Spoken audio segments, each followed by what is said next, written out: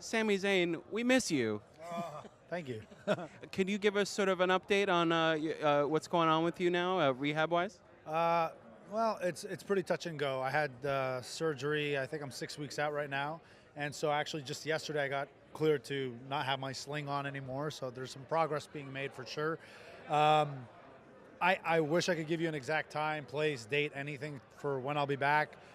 I don't know, which in a way is kind of frustrating as a performer, but it's just the hand you're dealt. So I don't know, but it's probably looking like end of 2015, early 2016, hopefully. The line between NXT and Raw is sort of getting more blurred these days, especially with Kevin Owens sort of working both. How do you see them sort of going forward in the future? Do you see them like really integrating like a lot more, or with NXT doing larger house shows like the Barclays Center and everything?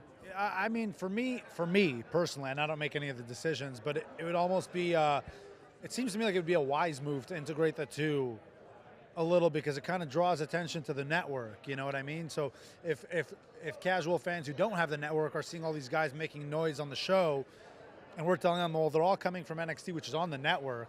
I think for me, it just drives more eyes to the network, which is what I think as a company we want right now.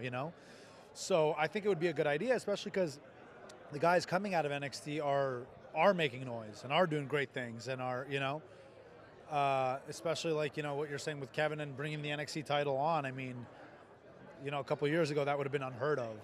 So there is some integration, and especially, when I had that match with Cena and then I got injured and Kevin showed up, and, my name was sort of tied in with the two, and it was almost the first time an NXT sort of storyline is bleeding into Raw with the integration of Cena, no less. It was very interesting couple of weeks.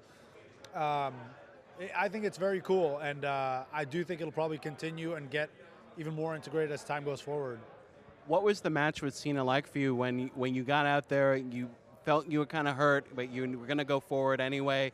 What were you feeling like? Was it something that you were just resolved to deal with later, and you were just going to do the match? Well, I wasn't that hurt going into the match. So I had, nagging injuries, but we're talking like 6 years, you know what I mean, of this like chronic sort of injury. But really, I got injured,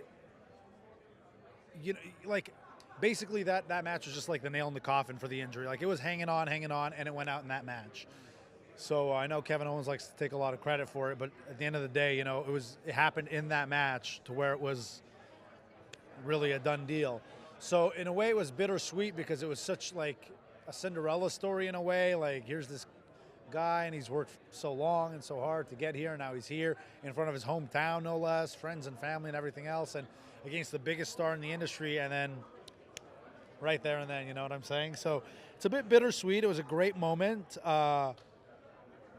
But I guess bittersweet is how I would describe it, but great also at the same time, Are there times when you and Kevin, with your PW, well, your roots going back even further than PWG, but like, just sort of look at each other and say, like, what is this even? Like, with this larger stage you're on, with all this new attention at each other, do you guys take a moment to reflect together? Well, we don't reflect together. Yeah.